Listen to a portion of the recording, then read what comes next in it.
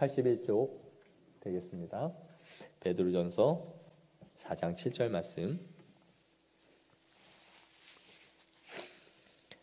베드로전서 4장 7절 말씀 약 380쪽, 481쪽 정도 되겠습니다. 우리 한 목소리로 합독하겠습니다. 시작. 만물의 마지막이 가까이 왔으니 그러므로 너희는 정신을 차리고 근신하여 기도하라. 아멘. 오늘 때가 가까움을 알수록 기도하라 라는 제목으로 말씀을 증거하려고 합니다. 우리는 참 기상천외하고 놀라운 일들, 그런 일을 볼 때마다 반인륜적인 그런 일들을 또 대할 때마다 말세라는 말을 하죠. 근데 우리보다 앞선 사람들, 그런 사람들은 그 시대를 살아가면서 그런 일들을 볼 때 또 뭐라고 했을까요? 그들도 말세라고 했습니다. 그러니까 조선시대에 살던 사람이나 또 예수님 당시의 사람들도 다 말세라고 했어요. 그럼 그때도 말세고 지금도 말세면 도대체 언제가 말세인가 그럴 수 있는데, 예수님의 초림하실 때부터 이미 말세는 시작된 것입니다. 그래서 지금은 말세의 끝이라는 표현이 더 합당할 것입니다. 세상 사람들은 이 말세라는 의미를 어떤 식으로 말하고 있는지는 모르지만 우리가 말세라 할 때는 주님이 오시는 날, 그날을 우리가 의미하는 것이죠. 그래서 주님 오실 때가 이제 가까웠다라는 말로 사용합니다. 성경은 우리에게 이 마지막 때를 말하면서 늘 한결같이 깨어있으라라고 경고를 해요. 그런데 깨어있으라는 말이 무슨 말이겠습니까? 잠을 줄이라 그런 말일까요? 아니겠죠. 그것은 영적으로 잠들지 말라라는 의미로 우리가 다 알고 있습니다. 우리가 매우 부지런하고 하루 일상을 아주 빡빡하게 이 시간까지 시간을 채우다가 왔을지도 모릅니다. 이렇게 부지런한 삶을 살고는 있지만 사실은 영적으로는 잠을 자고 있을 수 있어요. 사탄은 우리에게 하나님께 관심을 두지 않을 수만 있다면 무엇을 통해서라도 상관없이 이 세상의 것들로 우리의 마음을 채워서 우리의 영혼은 잠자면서도 끊임없이 이 세상에서는 분주하고 바쁜 삶을 살게 합니다. 그래서 하루가 참 정말 살같이 빠릅니다. 순식간에 지나갔어요. 이렇게 하다 보니 수요일이 됐습니다. 말씀 한 장 안 봤는데 벌써 수요일입니다. 금요일이에요. 주일이 왔습니다. 이런 말들을 아주 쉽게 하게 됩니다. 뭘 하다가 지나갔는지 한번 기록해 보세요 하면 별게 없어요. 그냥 먹고 때로 병원도 가고 그냥 하루 그냥 뭐 할다 하면 끝이에요. 그런데 그 시간 속에서는 말씀도 없고 기도도 없이 그냥 그렇게 계속해서 지나가고 있는 것이죠. 베드로는 이 마지막 때를 우리에게 경고를 하면서 4장 3절에 이렇게 말했어요. 너희가 음란과 정욕과 술 취함과 방탕과 향락과 무법한 우상 숭배를 행하면서 살아왔다라고 말했어요. 그렇습니다. 이 세상은 음란과 정욕으로 가득 차 있어서 그러한 것들에 우리의 온 마음을 뺏기고 살아갑니다. 정말 이 세상은 정욕을 따라 살아가는 그런 시대예요. 자신의 욕망을 채우기 위해서 끊임없이 살아가는 인생이에요. 어떻게 하면 부를 획득할 수 있을까? 어떻게 하면 수년 내에 내가 원하는 집을 또 내가 원하는 차를 무언가를 살 수 있을까 하는 것이 인생의 정말 혈안입니다. 어린아이들에게 꿈이 뭐냐라고 물으면 저희 어릴 때만 해도 과학자니 요즘 다 하고 싶지도 않은 경찰관이니 군인이니 이런 이야기, 선생님이니 이런 일들을 많이 했어요. 그림 그리라고 해도 그런 걸 많이 그렸습니다. 그러나 오늘날은 그냥 단순하게 부자 되는 거예요 라고 말을 해요. 누가 그렇게 만들었겠습니까? 이 시대의 어른들이, 그들의 부모가 그렇게 아이들을 만든 거예요. 어떠한 이상이나 꿈이나 목표를 아이들이 말하는 게 아니라 돈을 버는 것을 목적으로 삼는 시대로 만들어 버린 것이죠. 직업의 선택의 기준도 돈을 많이 벌 수 있다면 좋은 직업이다 라고 말해요. 그리고 아이들이 자신의 꿈을 말해도 야, 그거 가지고 너 밥이나 빌어 먹겠냐? 그런 말을 해요. 그걸로는 부자 못 돼, 이런 말이죠. 제가 어릴 때 철학을 하고 싶다 그랬더니 누나들이 엄청 비웃었습니다. 그 이름이나 지으려고 밥 먹고 살라 그러냐 나보고. 철학관이나 만들 거냐. 저의 이 높은 이상의 마음을 몰랐던 거죠. 이 세상의 무주 망라, 이 세상에 있는 것들을 이치를 깨닫고 싶어하는 제 마음을 모르고 철학과를 가고 싶어 이런 말을 했더니 그런 말을 하고 또 시인이 되고 싶다. 시인도 되고 싶었어요. 시를 쓸까? 그랬더니 딱 너는 어떻게 돈 못 벌 일만 그렇게 하냐? 어디 와서 밥 새끼 먹기 힘든 일들만 하려고 하는구나 이랬어요. 그래서 저도 알아요. 그래서 누가 그걸 직업으로 한대. 목사가 돼서도 시는 쓸 수 있겠지 이런 마음을 가졌었는데 그렇다고 지금 시를 쓸 만한 여유도 없고 마음도 많이 탁해진 것 같아요. 어쨌든 이렇게 이 세상의 생각 자체가 이 어떻게 하면은 잘 먹고 잘 살 수 있을까? 그걸 그냥 웰빙이라는 이름으로 포장한 채 그렇게 우리를 계속 몰아넣고 있어요. 그런데 얼마 전에 뉴스를 보는데 우리가 잘 알고 있는 홍콩 배우 주윤발 씨가 한화로 8,100억 원을 기부했다라는 소식을 봤습니다. 80년대 후반에서 90년대까지 정말 이름을 날렸던 주윤발 씨 정말 대스타였죠. 사랑해요 밀키스. 그래서 우리는 그 사람의 영화를 뭐 몇 편씩은 다 봤을 텐데, 그런데 그가 평소에 지하철을 타고 다니면서 또 투지폰을 17년 동안 사용했다라고 그래요. 그리고 최근에야 와서 이제 스마트폰으로 바꿨다. 투지폰으로 17년을 썼답니다. 스마트폰도 1, 2년 쓰면 우린 다 집어 던지는데 한 달에 우리 돈으로 11만 원 정도를 썼대요. 그리고 그에게 물으니 하루에 2끼를 쌀밥을 먹을 수 있다면 그걸로 족합니다 라고 대답을 했다는 거예요. 평소에 모자 하나 쓰고 반바지를 입고 아무 자켓이나 하나를 걸치고 그렇게 지하철을 이용하면서 사람들을 만나면 여러 사람들과 사진도 찍어주고 하는 정말 검소의 검소, 우리로 말하면 뭐 그렇게 산다면 궁상 떤다 할 정도로 참 검소한 삶을 살았습니다. 그런데 그가 8천억이 넘는 이 돈을 그냥 기부를 했어요. 기자들이 어떻게 그렇게 할 수 있었느냐라고 말하니까 너스러리를 떨었어요. 자기가 한 게 아니라 제 아내가 했습니다.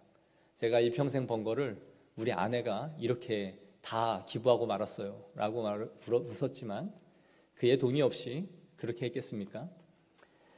내가 힘들게 번 돈을 아내가 다 그렇게 했다라고 말했지만 그의 아내는 2018년도에 그의 재산이 1,400억 원 정도였는데 그걸로 부동산 투자를 해서 9,600억을 만들었다 그래요. 정말 금손이죠. 그런데 그 재산을 다 기부했습니다. 우리는 이런 말을 들으면 역시 투자는 부동산이야. 야, 어디다가 저런 투자를 어떻게 저 위치를 알았을까? 나는 도대체 안목이 이렇게 없을까? 야, 역시 돈 냄새를 맡고 투자하는 사람, 버는 사람은 따로 있구나. 우리 같은 사람은 평생 이렇게만 살다 죽는 거야. 이런 생각을 하고 안타깝죠. 근데 이 사람이 그러한 모든 거의 자신의 전 재산을 이렇게 기부를 했습니다. 무슨 생각으로 이런 행동을 했느냐라고 물으니 그는 사람은 맨몸으로 와서 맨몸으로 돌아갑니다 라는 아주 단순한 대답을 했어요. 공술의 공수거다. 참 이 불교의 세계관을 그가 말을 했는데 실제로 주윤발 씨는 불자였습니다. 그는 여러 유명한 스님들을 찾아다니면서 가르침을 받을 만큼 불교에 심취한 사람이었어요. 그리고 그 가르침대로 무소유를 주장하고 있는 불교의 말대로 그는 이러한 기부를 한 것이죠. 그의 이러한 행보는 불자들에게 대단한 자부심을 준 것이 사실입니다. 우리가 말로만 무소유를 말하는 것이 아니라 그것을 실천하며 사는 사람이 있다라는 것을 보여주었던 것이죠. 이 기사를 읽으면서 참 그리스도인으로서 부끄러운 생각을 갖지 않을 수 없었습니다. 우리는 누구보다 하나님의 사랑과 이웃 사랑을 말하고 또 이 다음에 우리의 보화는 저 천국에 쌓여 있다라고 말을 합니다. 이 세상에 있는 모든 것들을 내려놓고 우리는 주님 앞에 갈 것이다 라는 것을 말하고 항상 저 세상을 향해 우리의 소망을 두는 것을 말하죠.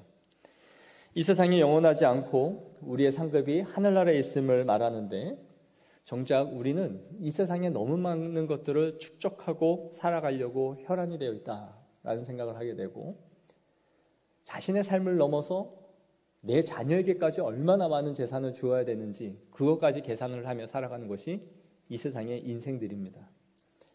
생명을 주는 진리가 아닌 단순히 인간이 공술의 공수거라는 이 불자들이 가르쳐준 불교의 이 원리를 가지고 그것이 생명을 주는 것도 아닌데 그는 이것을 자연의 이치 하나만 갖고 이것을 실천해 가고 있는 모습을 보게 되는 것이죠. 정말 이 세상이 이렇게 탐욕으로 가득 차 있습니다. 어떻게 남에게 베풀고 살 것인가 하는 것을 가르치는 부모는 요즘에 많지 않습니다. 어떻게 벌어야 되는지, 어떻게 아끼고 악착같이 축적해야 되는지를 가르치는 사람들은 많습니다. 하루에도 제 문자에 수없이 많은 문자들이 날아 들어옵니다. 종목을 선정해 주겠습니다. 우리 방에 들어오시면 내일 급등주를 가르쳐 주겠습니다. 60대인데 45%의 수익을 이번 주 안에 냈습니다.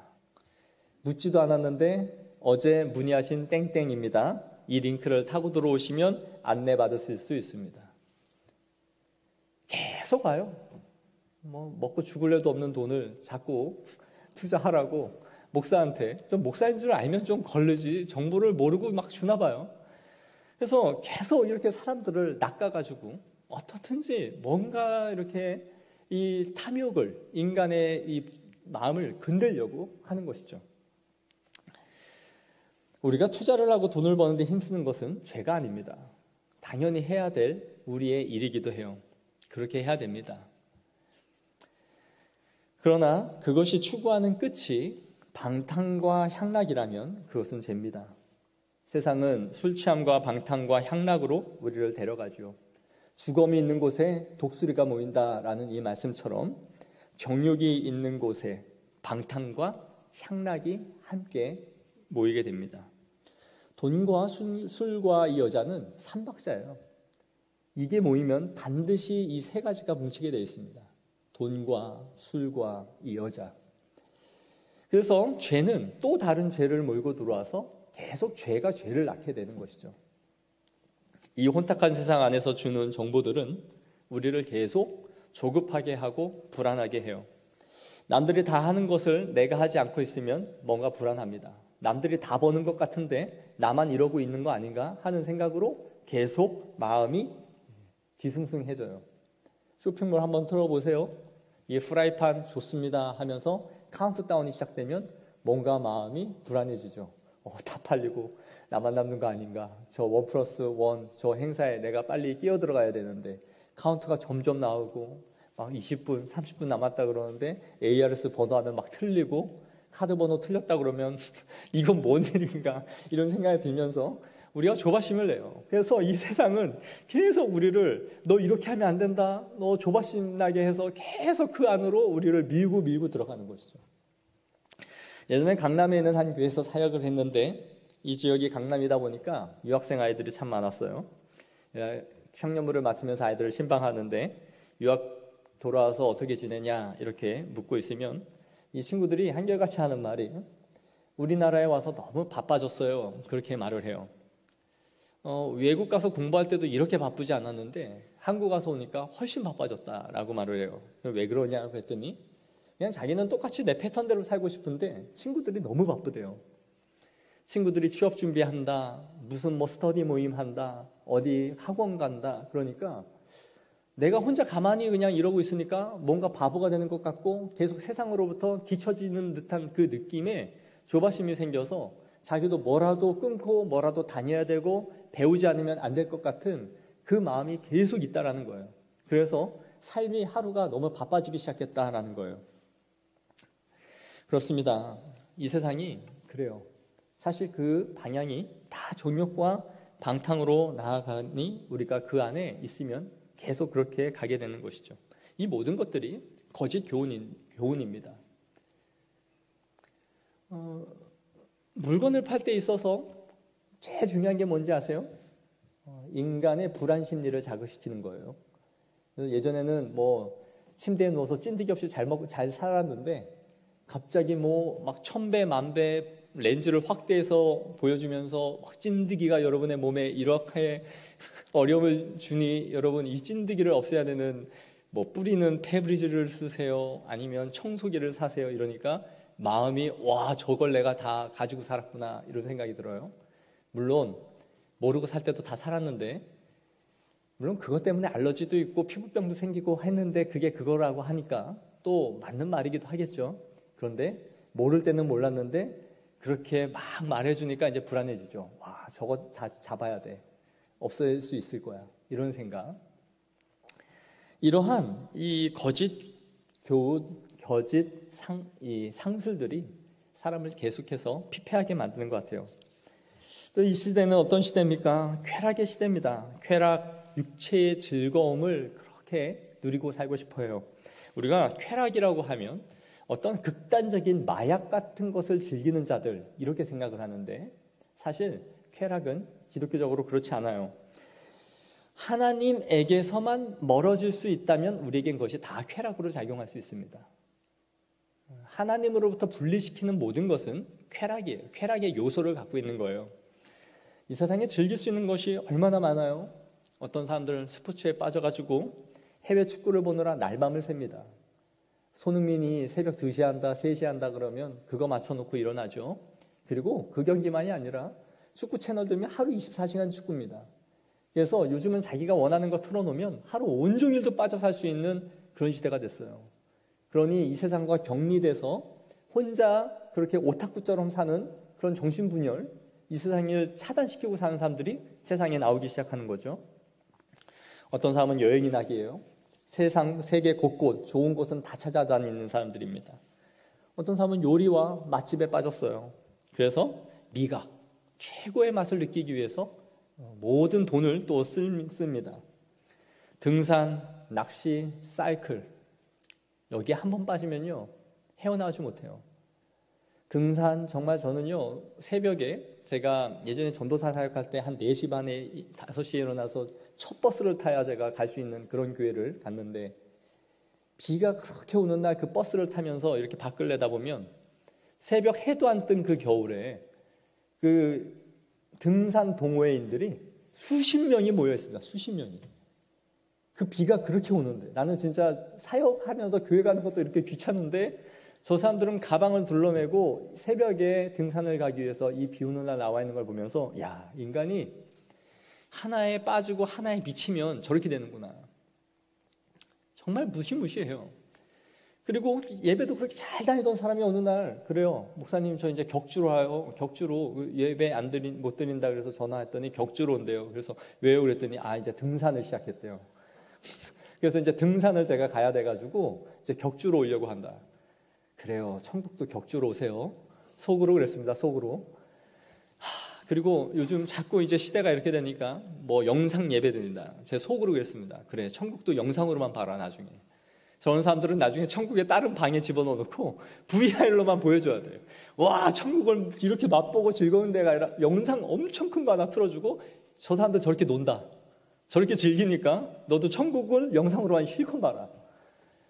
이렇게 사람들이 정말 자신이 원하고 내가 사랑하는 것에는 시간과 돈과 열정을 다 쏟지만 이 신앙에서는 힘을 발휘하지 않아요. 유튜브 한번 빠지면 그냥 헤어나지 못하죠. 내가 원하는 것만 계속 찾아주고, 얼마나 이 유튜브가 AI로 똑똑한지 내가 한번 검색한 거는 알아서 밑에다 다 걸어줍니다. 그러니 우리가 정신이, 마음이 하나님께 향할 수 있는 기회를 조금이라도 줍니까? 주지 않아요. 주지 않아요. 이렇게 우리의 과도한 집착과 몰두를 통해 우리의 정신과 마음을 다 빼앗아서 하나님을 바라볼 수 없도록 만드는 것이 사탄의 계략이에요. 그래서 베드로 사도는 오늘 7절에 이렇게 말씀해요. 만물의 마지막이 가까이 왔으니 그러므로 너희는 정신을 차리라. 정신 차리랍니다.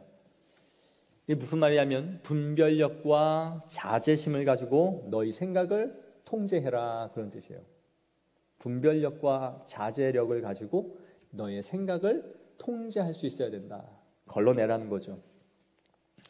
정신을 차리고 분별하여 걸러내지 않으면 이 상황 속에 우리가 매몰되어져 가고 그 안으로 깊이 들어가게 된다라는 것입니다. 그리고 근신하라라고 말을 해요. 이 근신하다라는 말은 정신을 맑게 하다 그런 뜻이에요.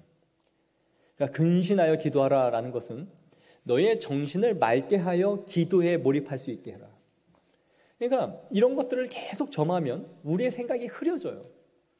우리의 생각이 혼탁하여져서 기도를 할 수 없도록 만든다라는 것이죠. 그러니까 정신을 맑게 하다라는 건 어떻게 보면 술 취하지 말라라는 말의 반대인 거죠. 술 취한 상태는 정신을 흐리게 만드는 것인데 기도하기 위하여 너희 정신을 맑게 해라.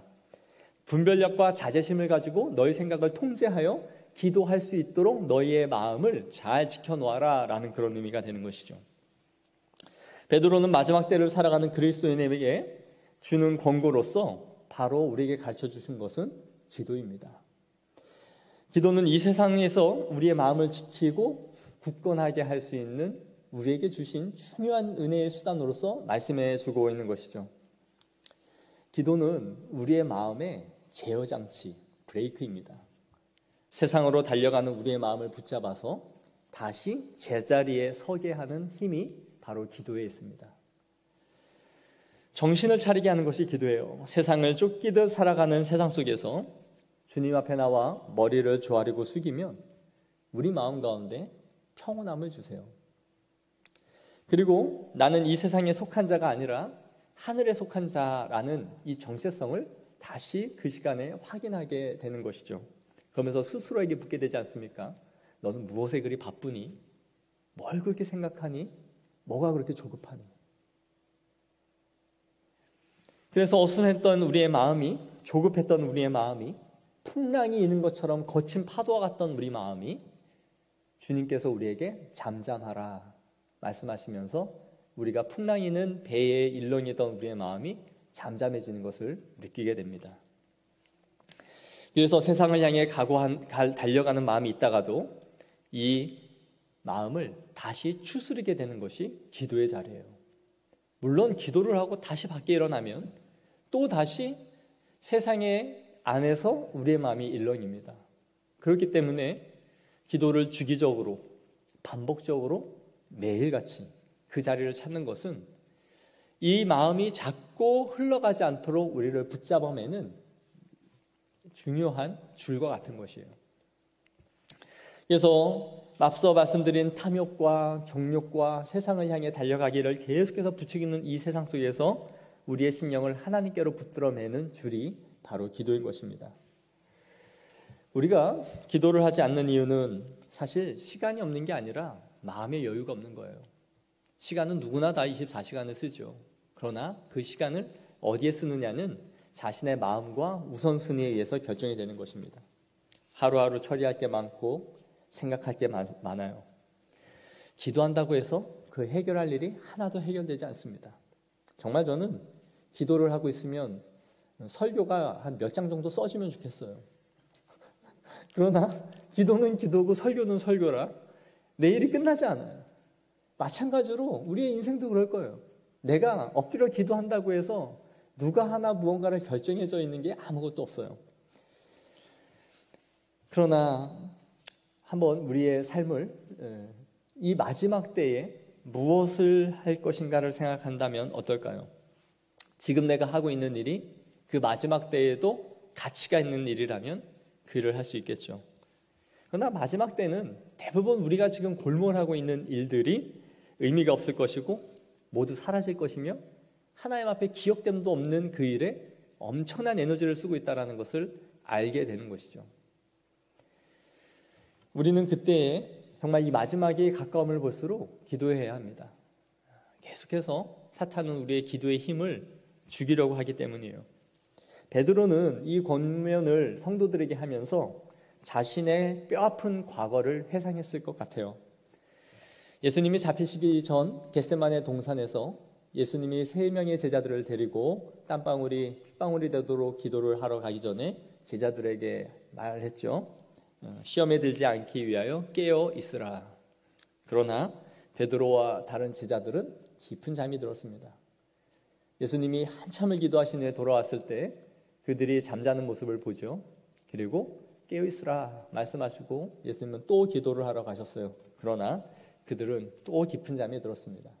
결국 그들은 예수님이 잡힐 때 예수님을 다 떠났고, 그리고 베드로는 예수님을 저주하고 맹세하기까지 했습니다. 이 서신을 쓰는 베드로는 이 자신이 예수님을 팔았을 때의 뼈아픈 기억을 되살리면서 마지막 때가 가까우고 있으니 근신하고 정신을 차려라, 근신하고 기도하라라는 이 권면을 자기에게 하듯 하고 있는 것일 거예요. 종말의 시대는 이렇게 더 기도해야 합니다. 그러나 예수님은 우리에게 인자가 올 때에 믿음을 보겠느냐라고 말씀하시죠. 이 시대는 노아의 때와 같이, 소돔과 고모라의 때와 같이 하나님에 대해 관심을 갖지 않는 시대입니다. 모두 다 그때에도 경건한 사람들을 만나기 어려웠던 것처럼 이 시대도 그런 시대를 살아가고 있습니다. 사랑하는 성도 여러분, 깨어있기를 원합니다. 말씀을 정리하면서 우리의 마음이 이 세상에 빼앗기지 않도록 기도하십시오. 근신하십시오. 정신을 차려야 됩니다. 정신 차리라고 지금 사인을 주지 않습니까? 우리의 마음을 깨어서 하나님 앞에 우리의 마음을 두는 성도들이 되어지길 원합니다. 그래서 가만히 있으면 정말 개구리가 죽듯이 그냥 죽어요. 팔팔 끓는 물에 개구리를 삶겠다고 물에다 집어넣으면 그 개구리가 뜨거워서 다 튀어나옵니다, 밖으로. 그런데 찬물에다가 개구리를 넣어놓고 물을 끓이기 시작하면 개구리가 한 명도 밖으로 튀지 않아요. 왜냐하면 서서히 익어가기 때문이죠. 내가 소단에 들어와 있는 개구리처럼 삶아지고 있는 것은 아닌가? 이 세상의 탐욕과 정욕에 그렇게 불로 천천히 삶아져 가고 있는 것은 아닌가? 우리 자신을 항상 봐야 됩니다. 그것이 정신을 차리고 근신하는 것입니다. 그래야 분별하고 자제력을 갖고 우리의 생각을 통제할 때에 우리가 기도의 자리로 나아갈 수 있을 줄 믿습니다. 기도하겠습니다. 자비로우신 하나님 아버지, 정말 이 세상이 우리를 혼란과 혼돈과 또 하나님 아닌 다른 것들에